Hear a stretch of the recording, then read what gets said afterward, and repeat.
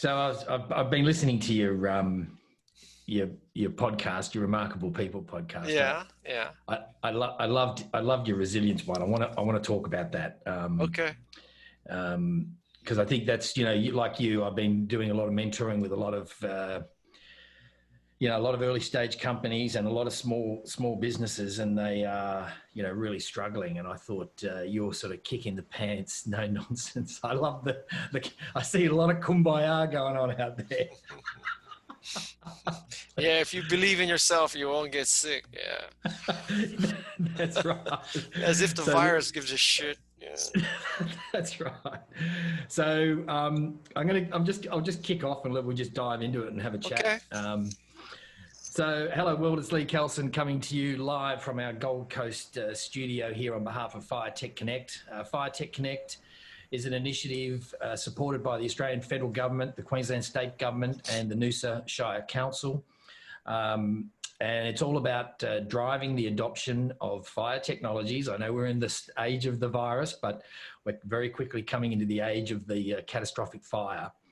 So it's all about helping companies fast track their commercialization and also supporting the buy side, the digital transformation, removing friction from the market. We're still really battling those catastrophic fires with, to some extent, with buckets and hoses, and we need to change that. Over the next month or so, we're going to be talking to some world leaders, academics, scientists, not only around the fire specifically, but also about how we drive technology and develop commercial capability in particularly early stage technology companies. You might know this fellow that's on the other end of the Zoom, Guy Kawasaki. Welcome and thanks for joining us. Hi, thank you for having me. So we're just talking about, obviously, you've written a lot of books. We're going to touch on the 90s period if we don't want to give you too much traumatic stress around that. But I think there's some important lessons from that period that I'd love you to share with our audience. Sure. But the Remarkable People podcast, now you're a podcaster. I've been following it, and Jane Goodall, what a fantastic podcast that was. So Ken Robinson, I'm a big fan of Ken Robinson, and I was listening to that, and it opened with the story about Herb Alpert. Yeah, the Tijuana Brass. So there's probably people you and my vintage can relate to that story. No one else can. We may be the only two people who can, but yeah. Man, I remember waking up in the 70s to my father blasting that stuff out, the Tijuana Brass. And I love that Herb opened his email to Ken with, "I'm a trumpet player." I'm a trumpeter, yeah. That's right. That's great. That's like Mick Fanning saying, "Yeah, I'm a surfer." It is a bit like that, isn't it? Or Lane Beachley. Lane Beachley saying, "Yeah, by the way, I'm a surfer." That's right. But like as you say, some of these generation probably have no idea what we're talking about. So if you don't, go and check out Herb Alpert and the Tijuana Brass. Your life will never be the same again. So Guy, I think a couple of days ago you released the most recent edition of Remarkable People, and at the beginning of that, I think you're being very humble in saying that this is not a remarkable person. I think you've probably done a fair bit in your life to indicate that maybe you are. But I'm no Jane Goodall, that's for damn sure. Jane Goodall, man. I'm sorry. Yeah. But I just love the 10 points. And then you gave it a bonus 11th. And I thought the bonus 11th was one of the most topical and one of the things that I've been talking to a lot of companies about over the last 4 to 6 weeks. And that is therefore what? Can you talk to us about therefore what? I think that's just awesome. So I think that there are ways to survive this pandemic. It's about cash is king and cutting deep and all those kinds of things. But those things are kind of, treatment, right? I mean, you do something in order to persevere, to prevent things from getting worse. But therefore what is a completely different orientation. Therefore what is to look at this as what opportunities this would create. So if you look at the pandemic, people are not going to classes to learn. People are not going to large sporting events. People are not going to restaurants to eat. People are not getting on airplanes at all. There's these things that are happening, and it's not exactly, unless you're Donald Trump and you believe if you drink some Clorox, you'll be cured. If you have any more intelligence than that, you understand that this is going to be a marathon. It's going to take months and months, if not years and years. But the question is, therefore what? So if you know all this is happening, and you can sort of predict what's going to happen, well, what do you do? So, in a world where it's going to be a long time before 100,000 people go to a football match again. So, maybe you invest in esports, or maybe you create an esport league, or, maybe you figure out a better way to play fantasy football. I don't know exactly the way, but the thinking here is, knowing what you know and thinking what you think you know, what is going to change that you can take advantage, because that's how you'll thrive. Not just, I don't know about in Australia, but in the United States, they have all these loans and grants for businesses to help them survive. Of course, it's all, large restaurant chains that are getting it, and investment banks, the people who need it the least. But, you can't depend on the money dropping from heaven. I say in the podcast that a business strategy is not, and then the miracle occurs. And that's not going to work in a business plan. So knowing all you know about how things are changing and what's likely to happen, therefore, what kind of company or product or service would you create? Yeah.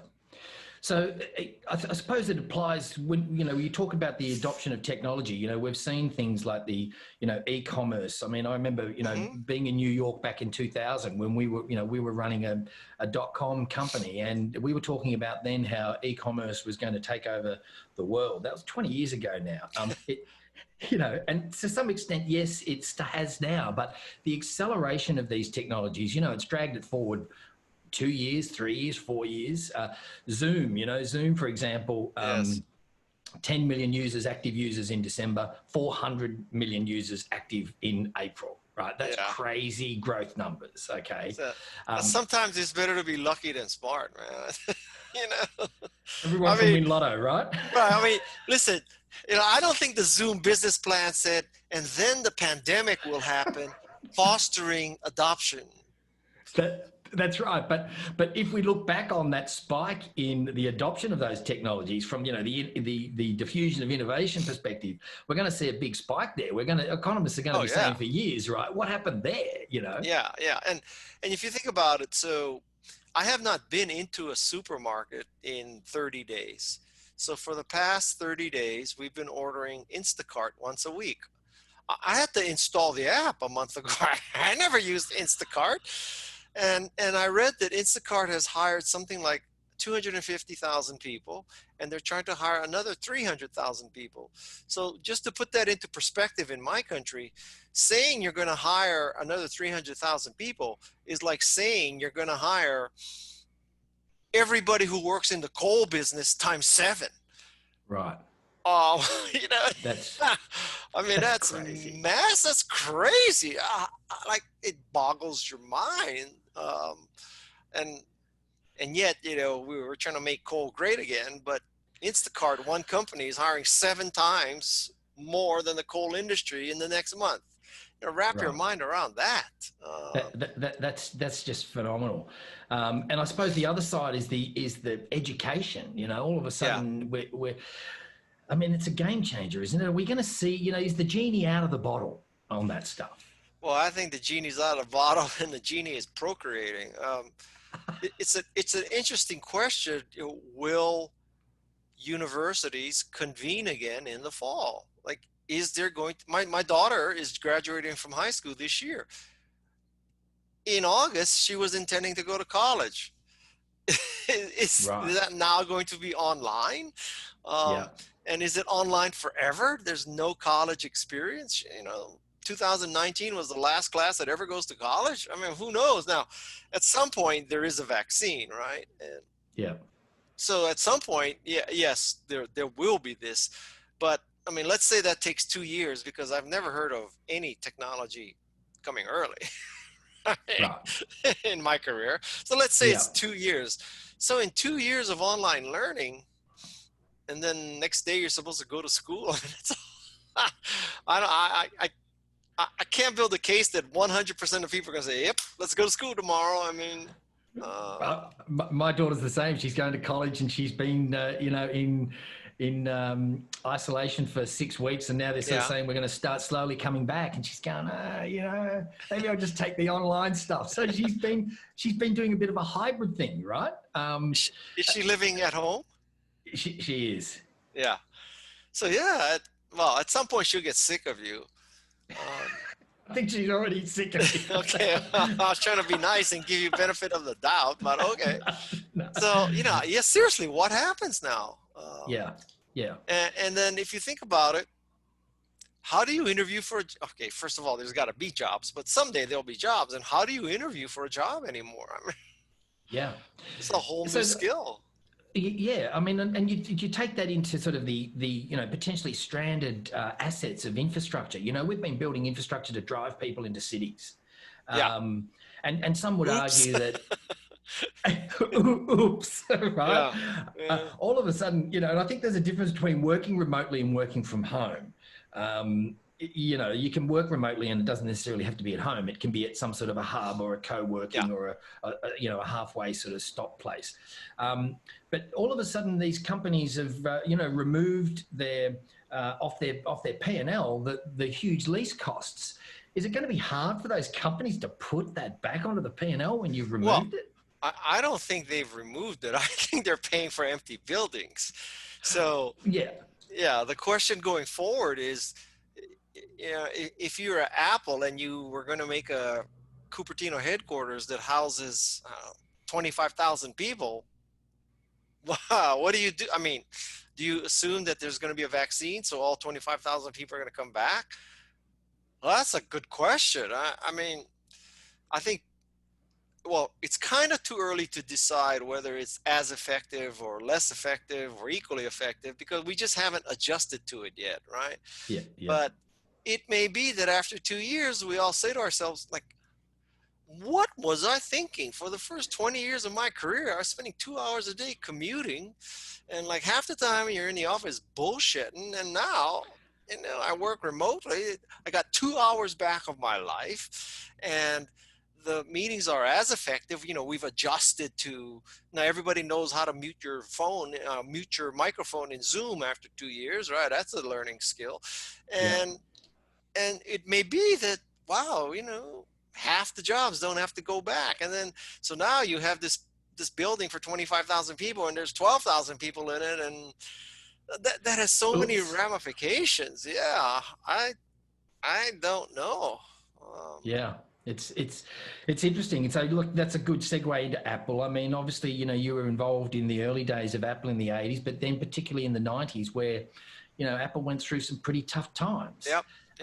So, I suppose you and I are a bit in the same vintage where we've been through some of these crises before, and, some of these these younger companies now have never experienced anything like this. I've never certainly experienced anything like this, but... I got to touch my face, but I just washed my hands, so it's okay.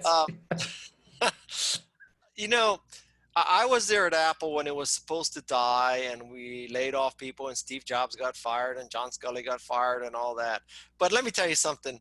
On a scale of 1 to 10, I would say that if the pandemic is, I don't know, a 10, that was about a 2, right? So my worst case is a 2. Most of the time, life is 0 or 1. But one of the things I learned back then is, God, things are never as bad or as good as they seem. And boy, this pandemic could really illustrate that, because it wasn't too long ago we had this like record stock market, record growth, record everything, right? And everything was just honky-dory. 2 months later, the earth is coming to an end. And we're probably somewhere in the middle. Yeah. Yeah, that's right. Yeah. So, I mean, on that, when you look back at that period of time, Mhm. do you take sort of what's the learning or the big lesson that you can take out of that you can pass forward and pay it forward to companies that you work with and advise now? Well, I mean, one lesson is that it's never as good or as bad as it seems. So it's not Yeah. as bad as it may seem right now, in reality. Another thing is to understand that Apple didn't turn around in a day; it took years. And so this pandemic, it's not a sprint; it's a marathon. It's going to take a Right. long time. And so, this concept that um, we have to open America by Easter, then we have to open it by Memorial Day, and all that kind of stuff.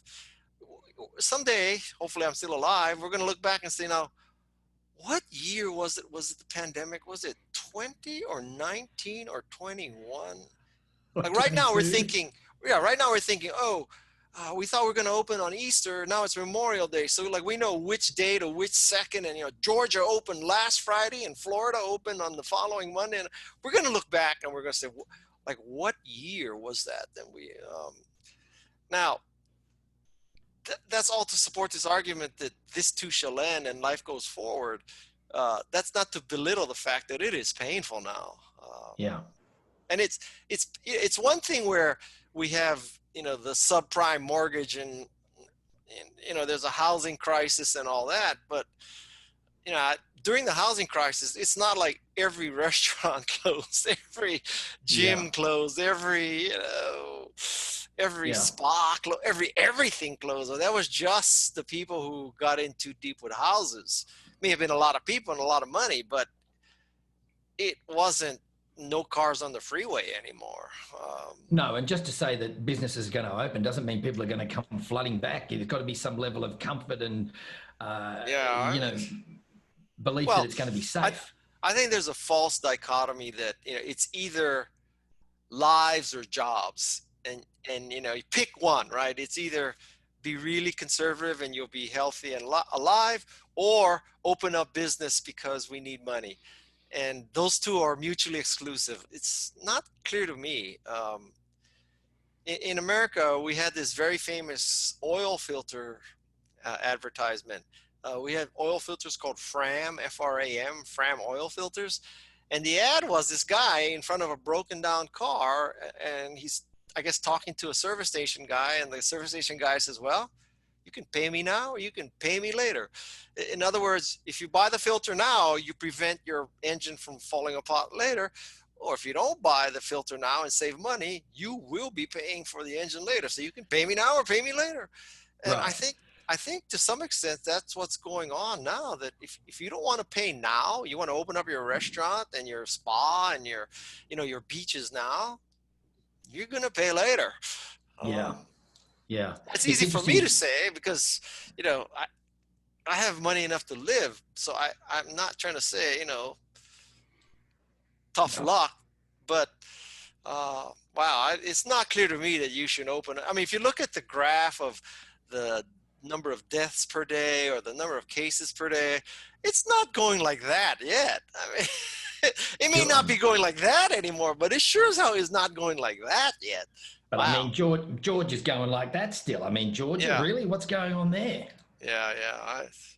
I don't Doesn't know. make any sense. So, I wanted one of the things that you talked about in your podcast the other day was, which I thought was another really interesting thing. I've been talking to people about the book that I read at the end of the dot-com crash when I was coming back to Australia with my tail between my legs, and I was Yeah. at Yeah. LA airport, and I picked up this book, Who Moved My Cheese, Yeah. and Yeah. Yeah. it was just a timely book to go, okay.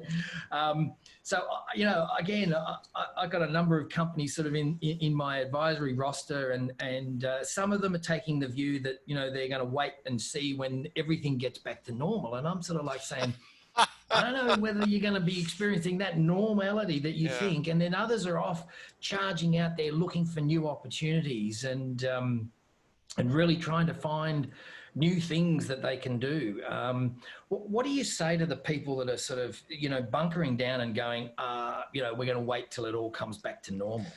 Well, it depends on how they're doing it, right? So if they're doing it by cutting to the bone and going into hibernation, I can kind of understand that, right? So the intellectual argument would be that, listen, nobody's buying anything now, so let's not kid ourselves. Let's conserve capital, you know, close it down, um, suspend our bodies, right? I can Yeah. understand that. But if Yeah. they're saying, no, we're going to preserve everything we got, we're going to steady as she goes, no layoffs, no cuts, no nothing, because this will end soon. When, Donald Trump says the economy's back on, we're going back there. And, Mnuchin says we're going to have great Junes and Julys and Augusts. Yeah. So that I think is stupid. Yeah. I can't. That would be like, you went into your oncologist and he says you have cancer and you say, well, steady as she goes. My body has amazing recuperative powers. I mean, I just, like, Yeah. okay. Yeah. So that was to the other point. I guess that's why I was asking that question is, you said cut, you're not going to regret saying, oh, I cut too much. I did too much. Mm-hmm. But you certainly may regret taking the opportunity to take action and swift action. Yeah, again, this is one of those things where it's easy to be the podcaster, it's hard to be the operator, right? Because we're talking about people's livelihoods. But I think that the danger of looking back and saying, wow, why did I keep all that overhead? Why did I keep all that? So I did that, and lo and behold, it took years and years, and so we died. That's one outcome. The other outcome is you're alive and you say, wow, I really cut some good people. I cut some good programs. I left money on the table. If you give me a choice of which of those two outcomes, guess which one I would pick. I mean, I'd rather be alive full of regrets than dead full of regrets. It's a bit like that, on your deathbed, you're not going to wish that you had spent more time in the office. Right? Exactly right. I wish I had one more business trip. Yeah. So leadership. Obviously, I follow your social, and you. One of the things you talk a lot about, leadership, and from an outsider down here in little Australia, we're watching what's happening around the world in Spain and Italy and the UK and the US, and it's bizarre to me. It's bizarre sitting in the US. That's what I wanted to ask you. It's like, am I outside looking in here, or I mean, what is this shit going on there? Like, what's happening? I mean, thank God for Germany and New Zealand and Taiwan, right? So there's some pattern recognition. Like, I don't know if this is completely statistically valid, but it seems to me that the countries run by women are doing better. Or is that just my imagination? No, I think there's something. I think there's something in it. Yeah, I think men have been screwing things up long enough. We should ban men from being presidents of countries. I think that's the revelation. Guy says let's ban men. I'm with you. I mean, well, how much worse can it get? What have we got to lose? We've got nothing to lose. Like, if you're at the point where you're thinking of injecting Lysol into you, then at that point you might as well say, well, let's just have all women run the world. I mean, if you said to me, Guy, you can either have everybody inject themselves with Clorox or you can have women run the world. Both of them are desperate acts, out of the box thinking. Guess which one I would pick? That's right. I saw you post the other day saying, here's your choice. One suggesting to inject yourself with disinfectant, and the other one's not. Like, which one do you take? It's an IQ test. It's an IQ test. There was a lot of activity around that post, and some of the stuff in that post just blew my mind. You mean how stupid they were? Read the transcript, you people, fake media, fake news. I watched it. I mean, he was not being sarcastic. First of all, okay, in my humble opinion, in order to be sarcastic, you have to be reasonably intelligent, because you need to know when you're being sarcastic, because you have to say kind of the opposite of what you know is to be true, right? Right, yeah. Not clear to me he's capable of sarcasm. You know what I'm saying? Yeah, yeah. No. Well, I mean, I suppose my counter argument to that is, Yeah, irrespective of whether you are providing insane medical advice to people or you're being sarcastic when 53,000, I think at the yeah, count was at the time, yeah, like it did. either one is just as bad. Is that a time to be That's true. sarcastic? Right? That's a good point. You That's a know, good point. Yeah. I just think it's just crazy. And I think the other thing from the Australian perspective is, and the conversations that I've had with a number of people, is that there's this perception that there is still a huge amount of support for the Trump administration. Is that just what we're getting through the Well, media, or? listen, I don't really know. I mean, I never thought he would be elected. So what do I know? Yeah, Um, but and I am, I live in totally a bubble, right? So I'm in Silicon Valley, and yeah, I mean, yeah.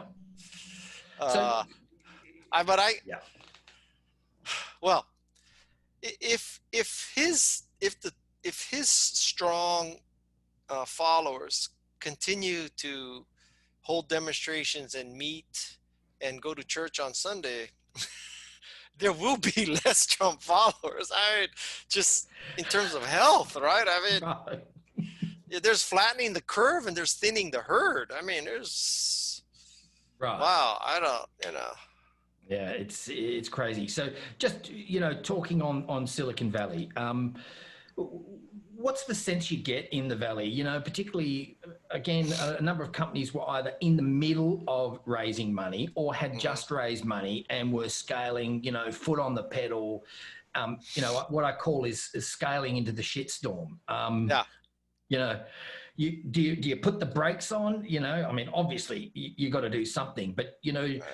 do you conserve Well, your cash? You said cash is king, queen, prince, and princess, right?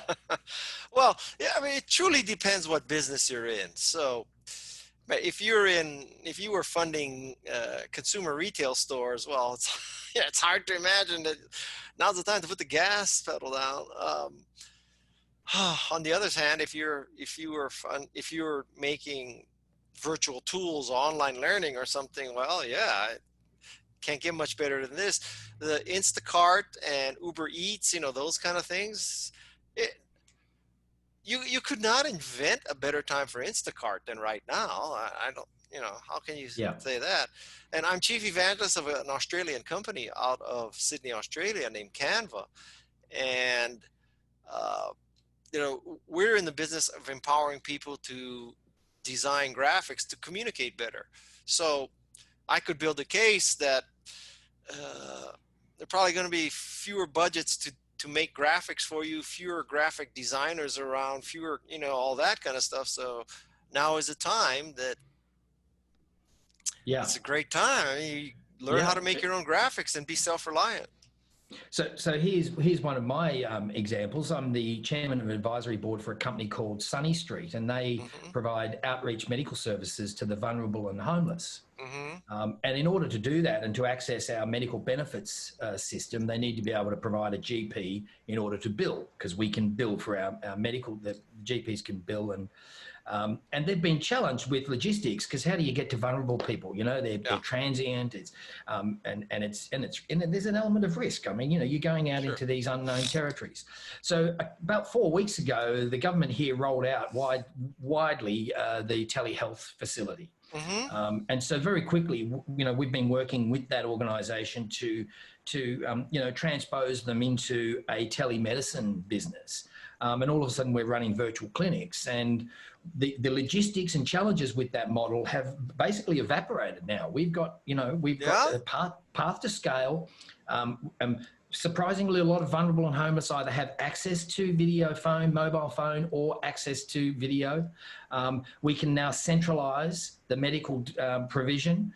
People can dial into a virtual waiting room, and the GPs can jump online. It's like Uber meets telehealth for the vulnerable and homeless, right? How cool is that, Guy? That's very cool. That's very That's cool.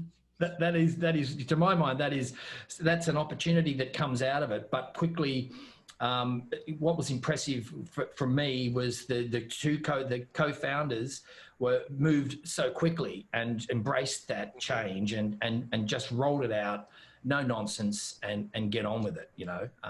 That was impressive to me. Yeah, sounds so. Yes, very much so. So, so I'll tell you, I'll tell you a great funny story.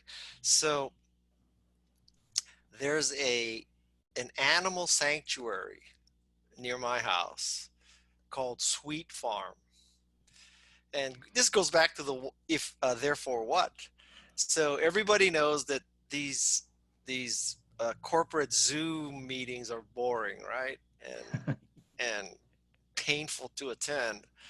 So they came up with this business that you can schedule a time where a llama or pig or horse or chicken can be on your Zoom live conference.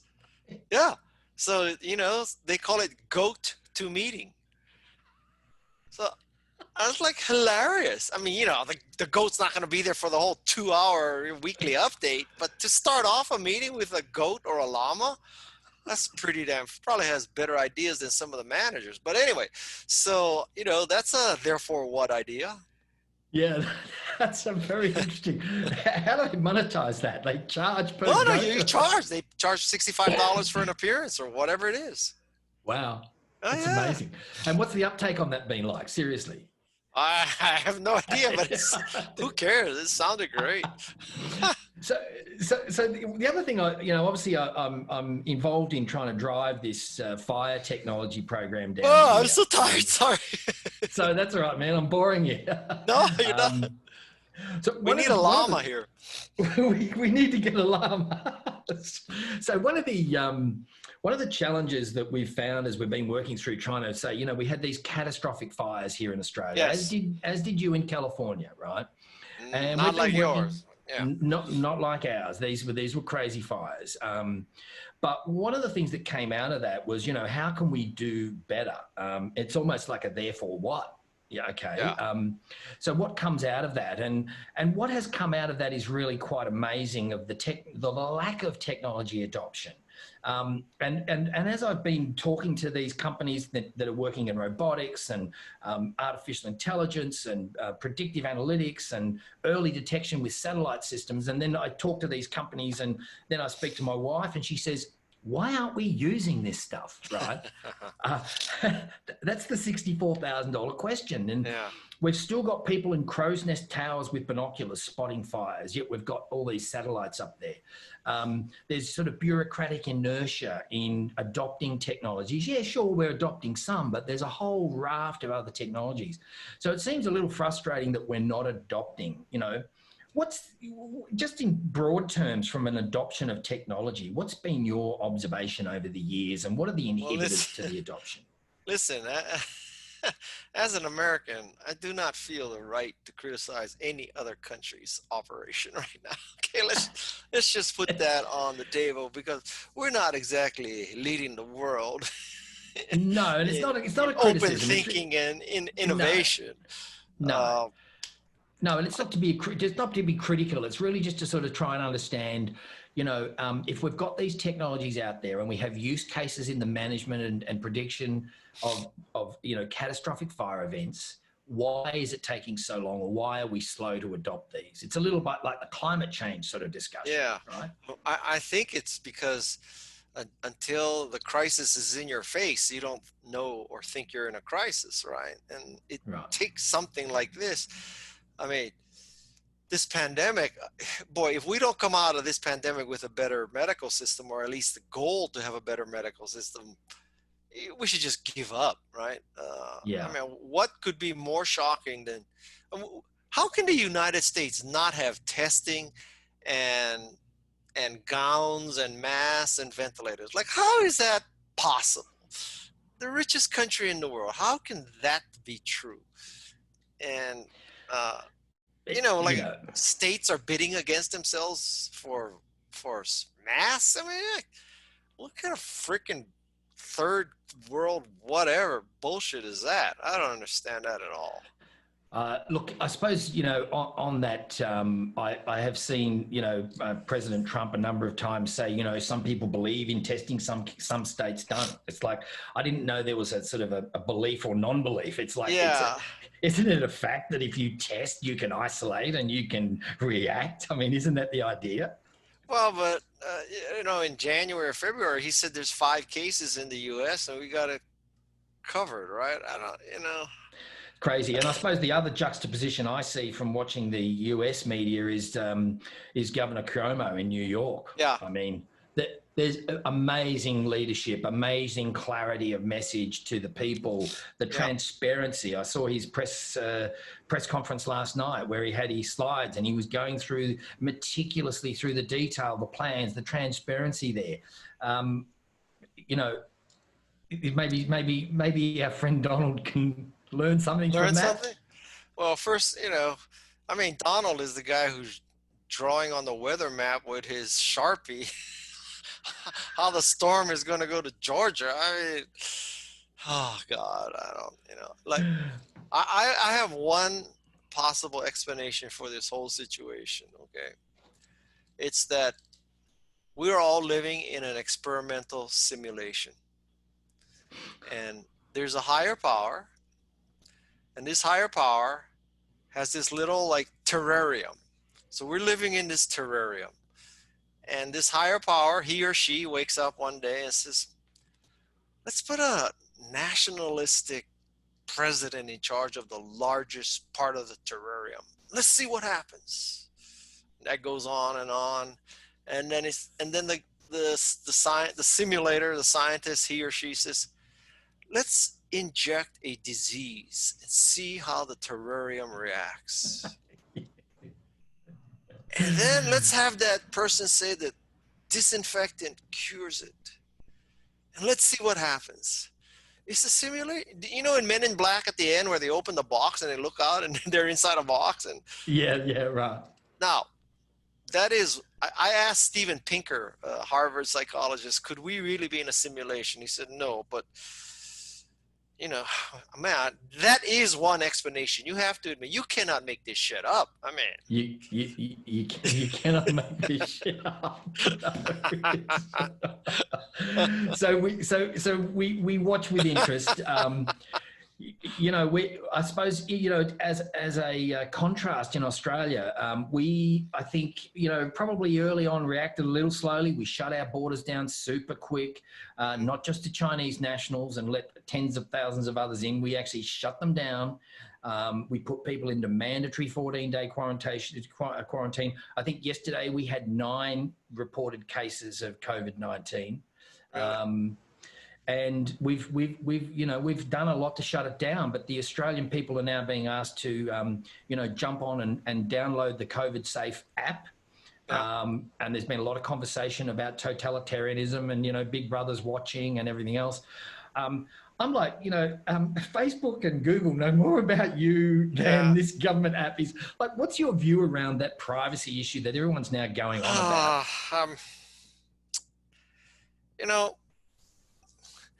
My life is just not that interesting. I mean, I suppose if Google and Facebook and the CIA and NSA want to know where I am all the time, okay. Like right now, I'm at my home for 30 days. I mean, that's right. You're not doing anything, right? Yeah. And if they want to listen to my phone conversations and text messages, they all say, okay, I'll get it at Instacart. I mean, that's the gist. I mean, I'm not, there's like no secrets I'm having. Yeah. But I mean, if you told me, well, Guy, we could really institute great tracking of contacts by Google and Apple working together, hallelujah, track me all. I mean, I'd rather you track me and I'd be alive than you don't track me and I'd be dead. If you put it to me that way, well, duh. So we had 2 million people download in the first 24 hours the app, right? And I think, that's sort of, I get frustrated with Australia and some of the things that we do and the lack of innovation and support that we give for our technology ecosystem here. But I have to say, I think the government here has reacted fairly swiftly. Mm-hmm. They've been very transparent in their communication. And I've got to say, the Australian public, the other side of it is we see people protesting in America. I saw one lady say, "Oh, let me out. I want to get a haircut." And I'm saying, what about the poor health worker that's got to, be at the hospital Yeah, 24? listen, I could make the case that America are just wimps, right? So, like, basically, what we're being asked to do is sit on our fat asses and watch Hulu and Netflix for 60 days. Okay, and like we can't handle that. That's like against our constitutional rights. Now, I mean, think of the Holocaust. Well, that's one extreme, right? Think of all the genocides. Think of, in my case, Japanese Americans who were interned during World War II. So, it's not like Roosevelt signed an order that said, okay, all Japanese Americans, you have to stay in your house for the next 90 days and watch TV.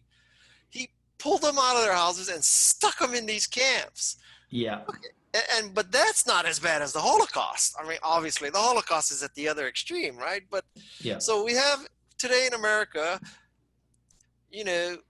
we're asking you not to go to the beach. And that's a horrendous sacrifice for these people. I mean, they just can't even deal with it.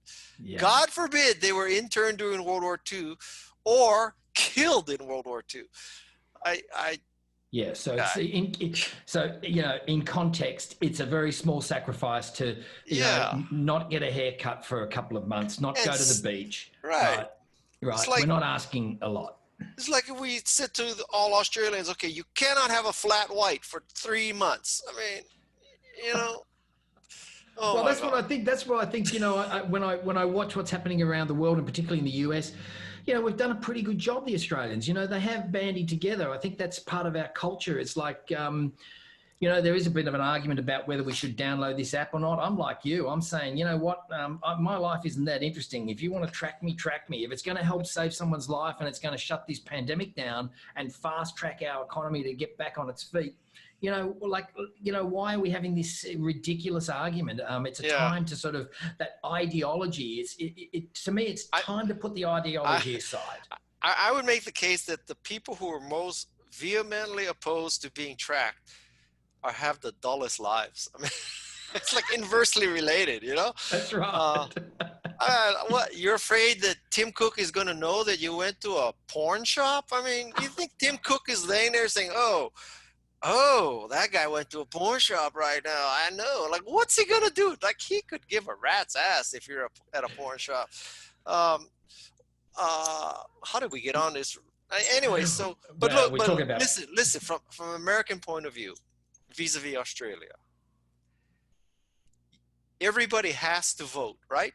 That's a requirement. Yeah. Hallelujah. I mean, in Australia, you have to vote. In Wisconsin, we make it so you cannot vote. And if you try to vote, you might get coronavirus and die. So there's the US and there's Australia. Okay, so now, how many guns do you have in Australia? Not many at all. Not many, right? But we have like 2 for every citizen or whatever in the United States, because you just never know. Someday you might be out there and this pack of deer are going to attack you, and you need a semi-automatic weapon to defend your honor from these deer. So we need automatic weapons with large clips. And then you guys also have a requirement that everybody has to have vaccination or you don't get some kind of baby payment or something, right? Yep. Yeah. Well, I got to tell you, I know a lot of Australians because I work with Canva, right? Yeah. I go to Australia all the time. I know a lot of Australians. Not one of them is autistic. Not one.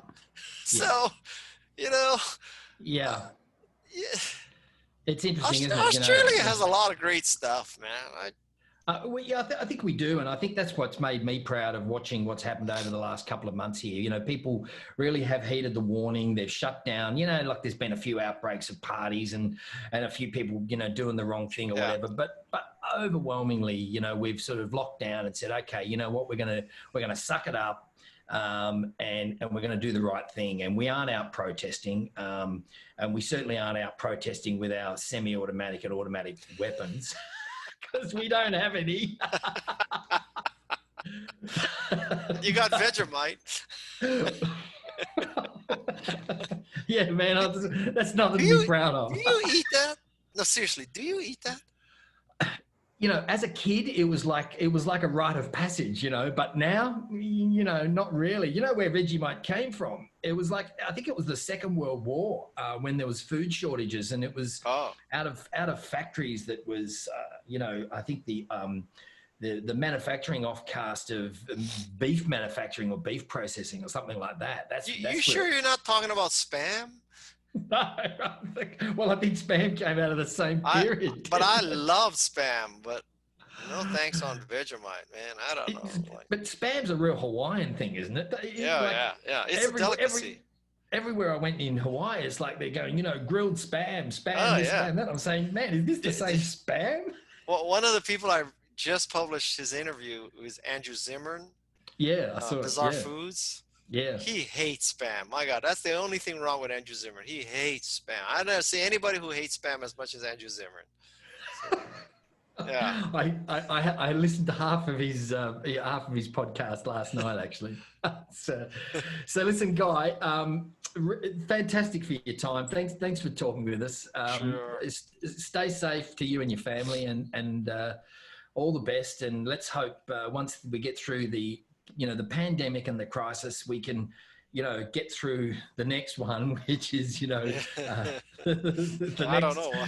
6 months of Donald Trump, I think, is the next God crisis. help us, man. So in the meantime, everybody should keep making graphics on Canva.